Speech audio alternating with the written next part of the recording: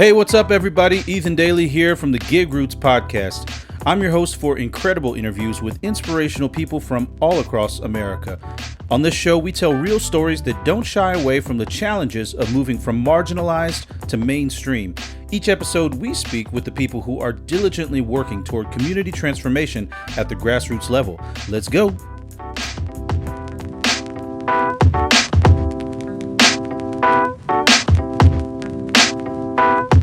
All right, Tiffany Williams, how are you doing? Hey, I'm doing well. How are you, Ethan? Doing great. Good to see you again. Good to reconnect. Yes, And we got a lot of things we definitely. could talk about. A lot of stuff to catch up on for sure. But I was really excited to just have you on this podcast and just kind of get up to date on what's going on with you. So how have things been for you? Let's just start off with that. How you been Yeah. doing? Uh, Post-COVID, pre-COVID. So right now I'm doing well. I would say we're doing well. Family's doing well. Business is doing well. Blessed at this time, of uncertainty. We've been blessed to kind of keep going and make it through. Right. Just kind of taking it a day at a time, right? Because that's all we can do. Yep. So there's a lot of aspects to Tiffany Williams and who you are. But I first want to just touch on the aspect of Tiffany, the mom, raising a family in the city. Just talk to me about kind of your, who you are as Tiffany, a mom. Yeah. So I am a mother of three, a single mother of three. I have a 19-year-old son, Jonathan, a 16-year-old daughter, Dion, who is now driving. And it's interesting. She's, I want to drive somewhere. And I'm like, okay. So I'm getting a little bit more comfortable with it. That's a new chapter of life. And then an 11-year-old daughter, Julia, who keeps to herself and is interesting and she learns a lot about the world and likes to sit in her closet. So.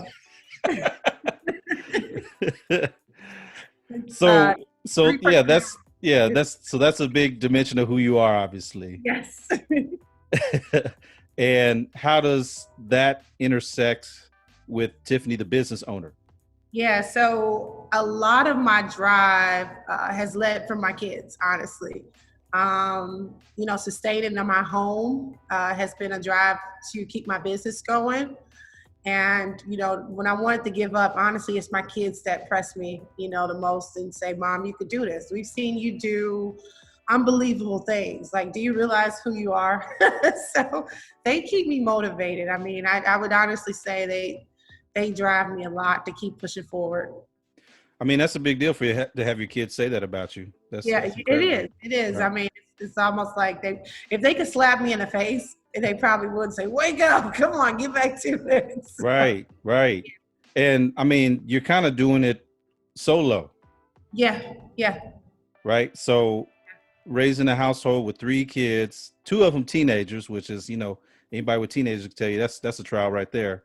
Yes. Running the business full time, a lot of different things going on in your life. So just tell everybody about your business and what it is you do. Yeah, so I am the owner of Exquisite Catering and Events. We're a full service catering company here in Chicago, from the south side of Chicago. I started the business after being in the industry for 20 years. I've worked in the industry from fast casual to fine dining to catering to backstage catering. And I found that even though I got to travel and do a lot of things, I noticed that the South Side had a lack of focus on international cuisine. And, we lived in a food desert for quite some time. We just got our first grocery store in our neighborhood after 20 years. And I've lived in this neighborhood for a long time, in and out.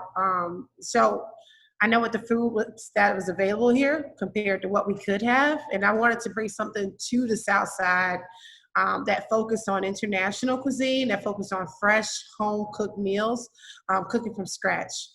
So I started Exquisite Catering Events. We are now focused more so on providing meals online as far as for people to purchase online. With COVID starting, we're not doing catering on a full scale. But we've partnered with a lot of organizations now, and we're giving meals to these organizations who are feeding the community. So that's a large focus for us right now. So you launched it in 2017, is that right? Yes. So what were you doing right before that? Oh, right before that, I had an amazing job before that, working as an executive chef. I worked backstage catering. I was on tours with artists and celebrities, such as Beyonce and Jay-Z, if you guys know them. Yeah, I think people. Oh, wait, who are those? Who are those Right, I'm folks? like, oh, wait, who? But yeah, I got to go out on tour with them, which was very awesome. I got to do a lot of local tours here in Chicago. I was the head chef for Lollapalooza for 2 years in a row. So some pretty cool stuff. A lot of hard work. Now, this stuff comes with hard work, a lot of time and dedication, which was time away from my kids.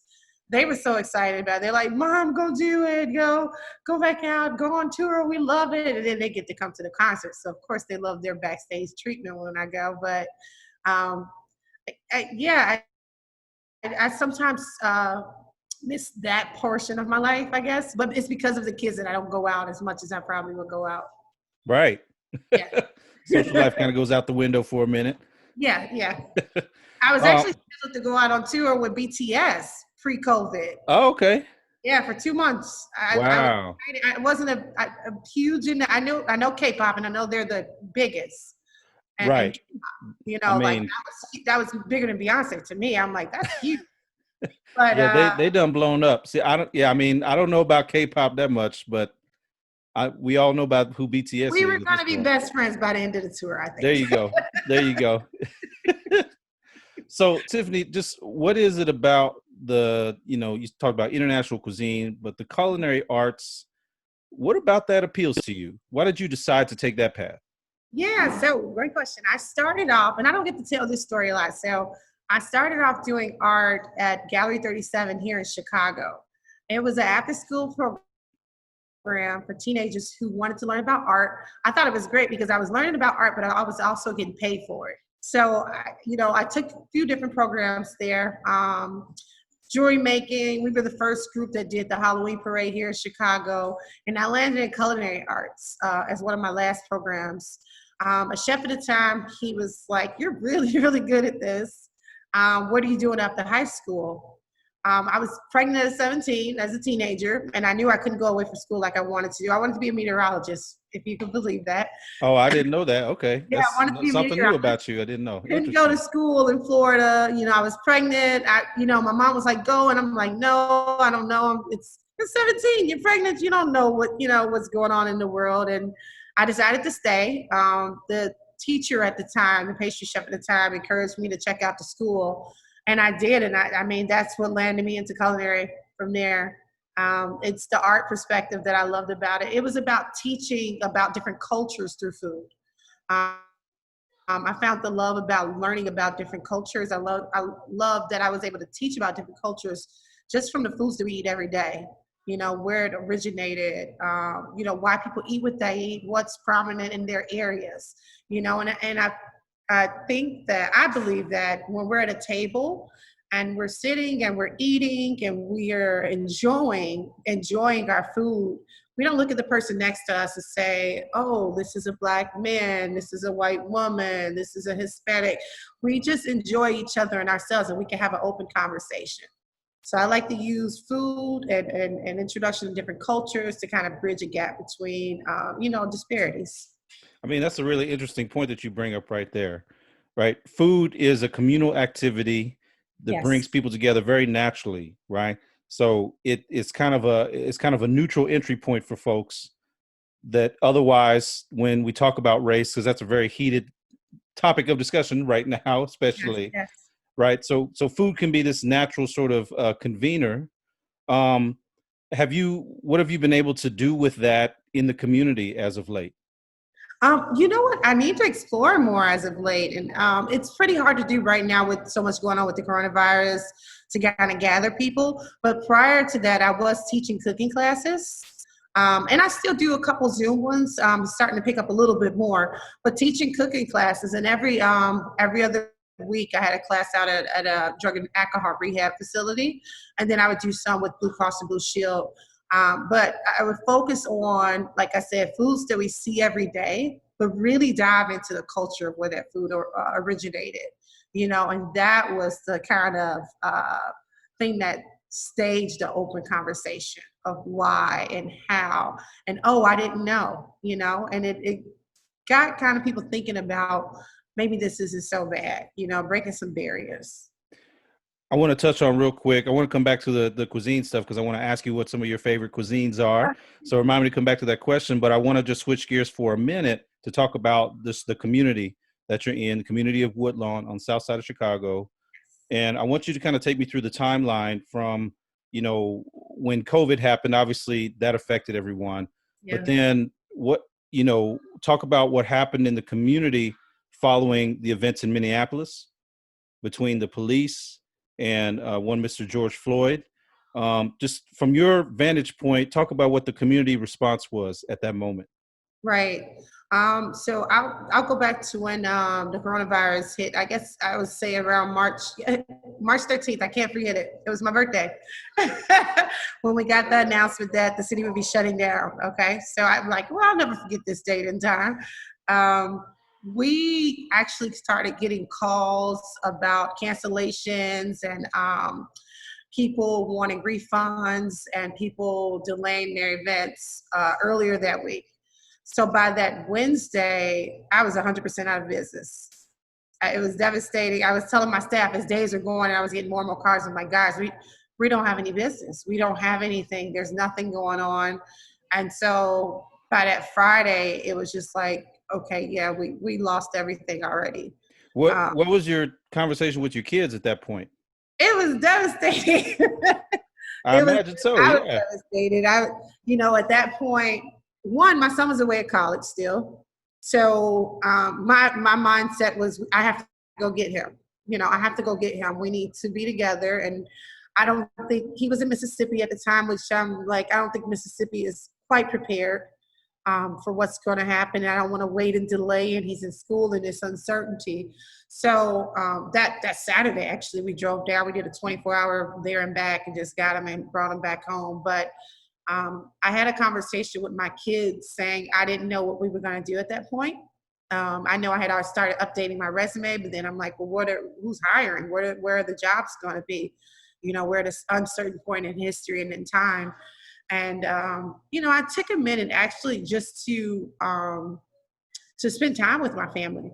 Something I hadn't done for a long time because I was working for so long, working so many hours. We just spent time together. We started doing TikTok videos together. We developed a family page on Facebook. We were doing recipes together. I think they got annoyed with me after a little while because I'm like, let's do this. But right.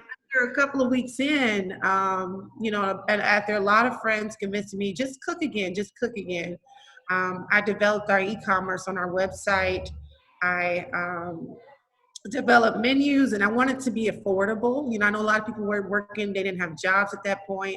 So I cost everything at $10, $10 for a meal. And they were substantial meals. And it was me and my kids that came back into the kitchen to start cooking everything. They were working with me. They were aggravated. They were tired. They didn't want to show up for work, but I wasn't able to pay anybody at that point. I was thinking about sustainability in our home, and we had so much money that we had to spend to keep going.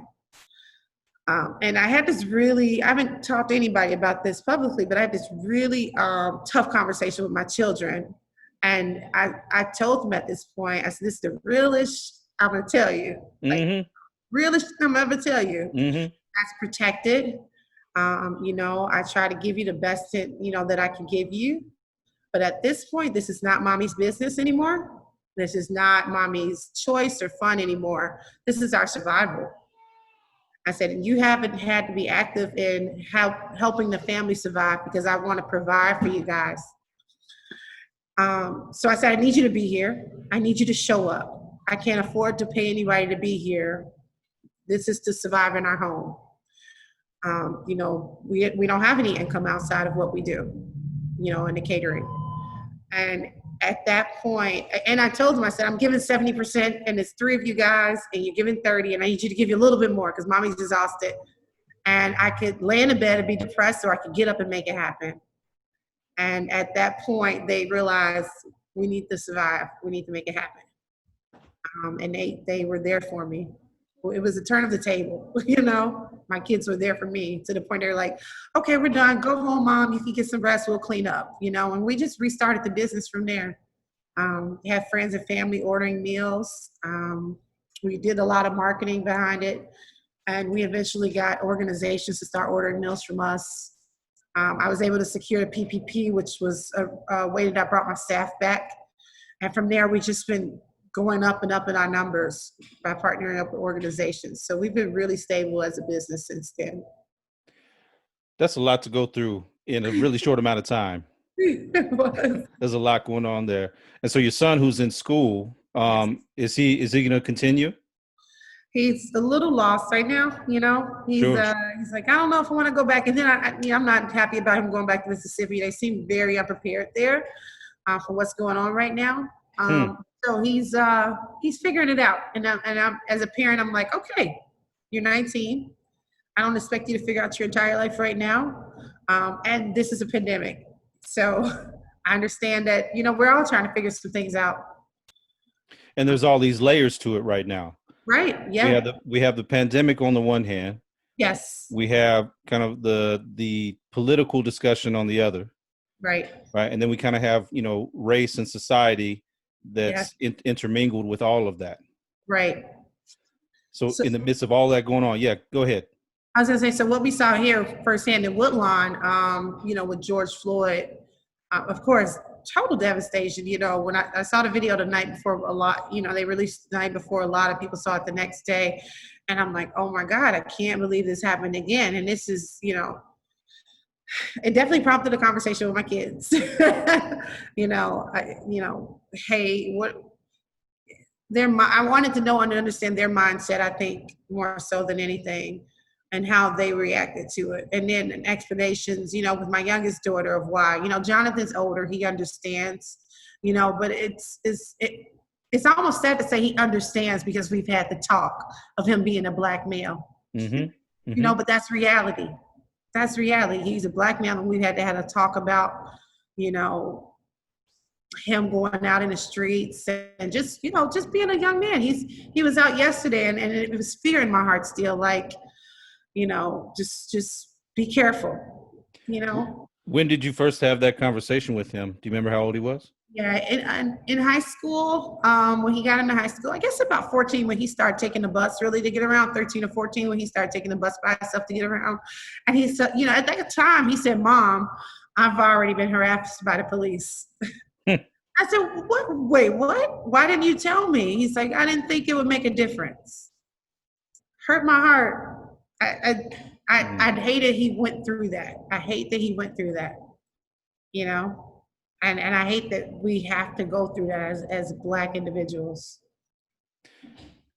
As a mom and as a business owner living on the South Side of Chicago, what do you want your response to be in light of in light of kind of what's happened in the community with protesting and with rioting?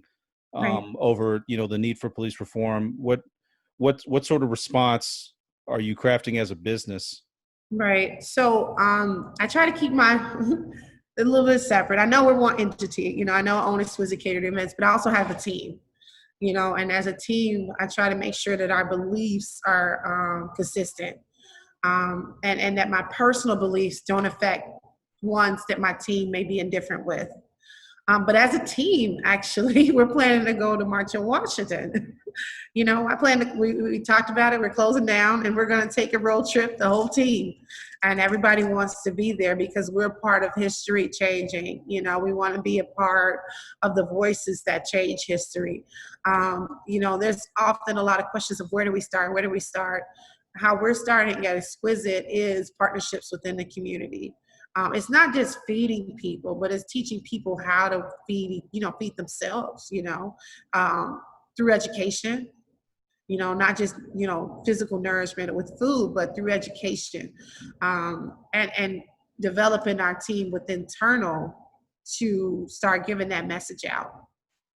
Because our team, I mean, honestly, they're from all walks of life, you know, and I've never hired people based on their past, as far as if there was something that happened. You know, I have people that worked for me right out of jail.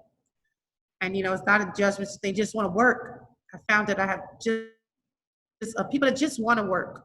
and they're not given a chance based on their background, and they're beautiful people. So it continues to teach not to judge people. No, don't judge a book by its cover.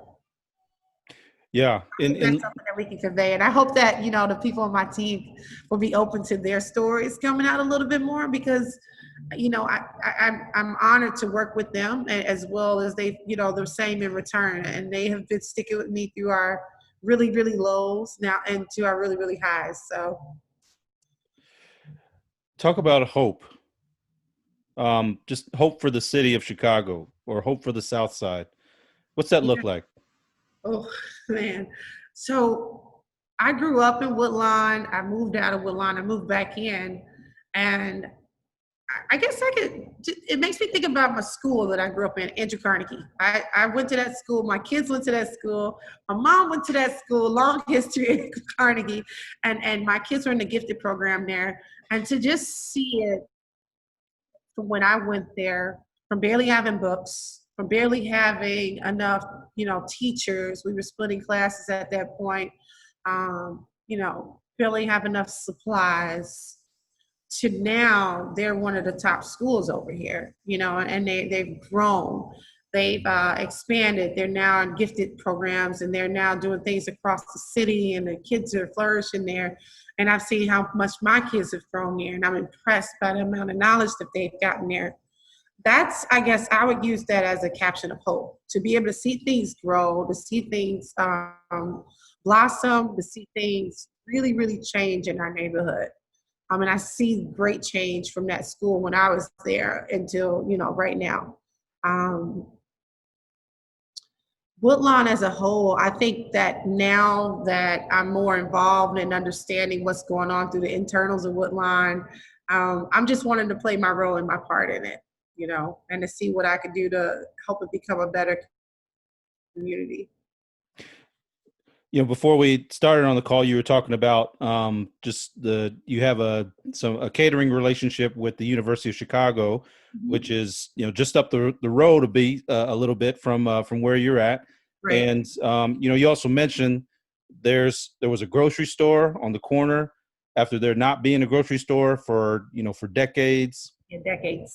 Right. So I mentioned that context because we know that the university is housed within a relatively affluent community of Mm-hmm. Hyde Park, which is juxtaposed to a community, Woodlawn, which is in contrast, a community that has seen a lot of historical disinvestment. Right. With all of this happening right now, I mean, I think prior to the pandemic, we saw a lot of sort of up and coming things happening for the neighborhood. Right, a lot, a lot. But even that, I think, brought some tension because the perception was that well, here we go again dealing with gentrification and displacement. We know that the university has its own designs on trying to build up that block in particular. And part of that is, there's some beautification efforts toward that. Part of that, hopefully, is also trying to advocate for local business owners just like yourself. Yes. But, what are you anticipating in terms of, changes in the community when it comes to some of those efforts towards revitalization? Inclusivity. Like I would love for existing businesses to be included in the plans of what's going on here and how they can grow internally with it. With the announcement of the Obama Library coming to Jackson Park, that's when the interest came to Woodlawn. I can honestly say when I grew up, I could tell people I live in that Woodlawn and they would not know where we live. So I would always say Hyde Park. Oh, Hyde Park. And we're literally right next door.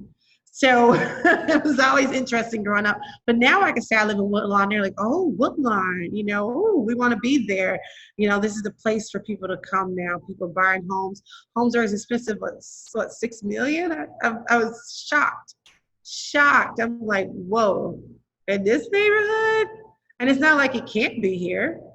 But let's invest in the neighborhood instead of bringing in expensive homes, So I'm just hoping there's more investment in the neighborhood. There are some areas that I never even knew Woodlawn was separated into clusters, and I've lived here almost my whole life. Yeah, explain that. What do you mean by that? North Woodlawn, West Woodlawn, East Woodlawn. I didn't know. I mean, to me, it was always one Woodlawn, and it's separated, and they have it separated now. And quadrants. I'm sorry, quadrants, not clusters. And so they're focusing on different quadrants of Woodlawn for revitalization, and some are not getting as much focus. So I think that's where we really have to focus on what's disadvantaged, what's not happening in those areas, how to get some of those condemned buildings built with businesses, how to get some of those residents what they really need. I think that's where the focus needs to be. And I know this organization is actively working toward that. Woodlawn has always been very political, unfortunately, and not the best politics, which honestly, as a kid, when I grew up, hearing a lot of it, because my mom is active in Woodlawn, I had no interest in being involved with the politics of it. So I have to be, honestly, I'm very careful, of where I want to step out into this space. Certainly. Yeah. Do you have a fear of displacement? I don't. I actually have a hope for ownership. I know there's some conversations that need to be had with the aldermen, but I'm hoping to own in Woodlawn. My children see it a little different. They want to go out a little bit to the suburbs. And I'm like, well, I started here. I kind of want to end here. So I'm like, you guys are growing up. You can move out. Right. Let mom have some time to herself. Right. Yep, I hear you. All right, so let's get back to the food aspect of things, right? We talked about some of your cuisine. What are some of your favorite dishes, some of your favorite, international flavors that you like to incorporate? Yes. So I like to eat, I like to eat Moroccan and Indian. Oh my goodness. I love like the spices, the combination of spices and spicy. I love that it embodies just a fullness, a very earthiness. So those are my favorite things to eat. As far as cooking, I would say I've not been challenged with my favorite thing to cook. There's nothing that I'm like, I'm absolutely in love with cooking this, because there's so much more still to learn that I just want to engage in the one area and be like, this is the one thing I do. This is one thing I do really, really good. What do y'all eat at home most nights? Because I know it's different. Hot Pockets. I'm embarrassed. Okay, yeah, so my kids grew up on Hot Pockets. Our COVID thing was our coronavirus stay at home was home running pizzas. I don't know what it is. It's convenient. It's easy. Right. We're not. Yeah, we weren't thinking, but no. It's a lot of work, right? It's a lot of work to make all those meals that you do. We did cook a lot more at home. And the beautiful thing is, because they are older, all of my kids know how to cook, even the 11-year-old. We were able to trade off cooking days. So we did cook a lot more while we were home. And now we're trying to get back into that routine because we're working again. But cereal is my favorite food, honestly.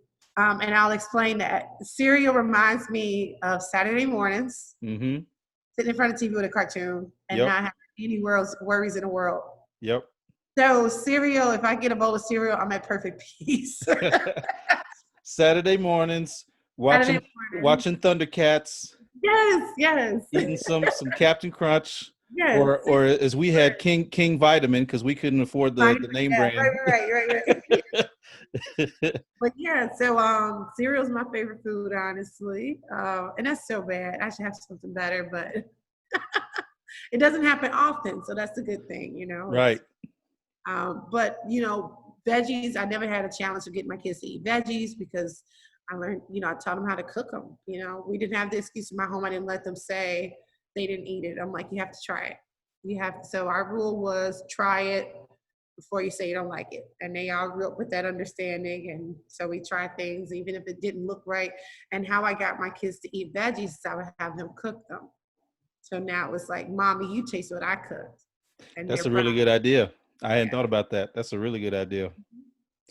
So what are you excited about coming up for Exquisite Catering? Yeah. It's so much uncertainty nowadays. It's crazy. But what I am excited is now we're a little bit more focused.